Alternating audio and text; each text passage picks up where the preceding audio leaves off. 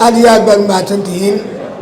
dadkiina meesha soo camiray la soo dhaweeyay hadii ilaahay weyneed mooyaan aad iyo aad baan idinku mahadnaqayaa aad iyo aad baan idin soo dhaweynayaa aad iyo aad baan u mahadsantihiin rag iyo dumarba muddo badan baa soo shaqaynayseen oo kolleyba waxa weeye hawl idinkuma yara anigu caawa laba qodob oo keliya ma ka hadlayaa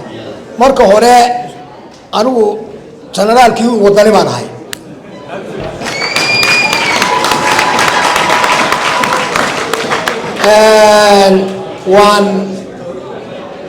waan shaqaynayaa mar hore iyo mar dambaba dagaalku waa fartaynu ku dagaalamaynaa midna waxaan idin leeyahay aan iska ilaalino hayb qura baynu leenahay haybtaasu waxa weeye waa wadani weeyaan haybteenu waa wadani inagu qabyaalada iyo iskala qaadqaadka iyo waa inaynu iska ilaalinaa wadani baynu nahay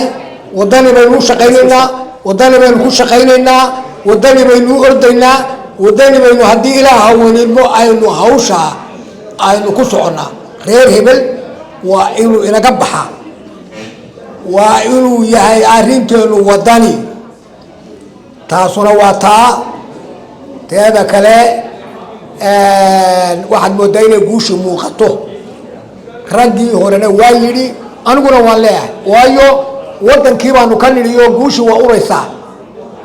hashu markay candhayso ee candhada ay labada golof lagad geyso waxaa u hadhay iyada oo dhasha labada golof lagad bay marinaysaa maanta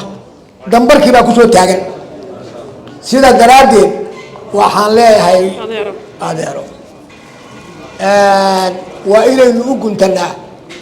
waa shaqaynaysaan waa soo daasheen faraha idinku mudhaxday soo dhaweyn hadday tahay haddii ay magaranaysaa ay qarash tahay hadday hawl tahay aad iyo aad baa u teed adagtihiin aadna waad u mahadsantihiin anugu waxba sii dheerayn maayo wadani baynu ku shaqaynaynaa arrinkeenu waa wadani arrinkeenu hayb kale male waxa weeye sidaasaynu u shaqaynaynaa haddii la noogu salaamu calaykum waraxmatullaahi wabarakaatu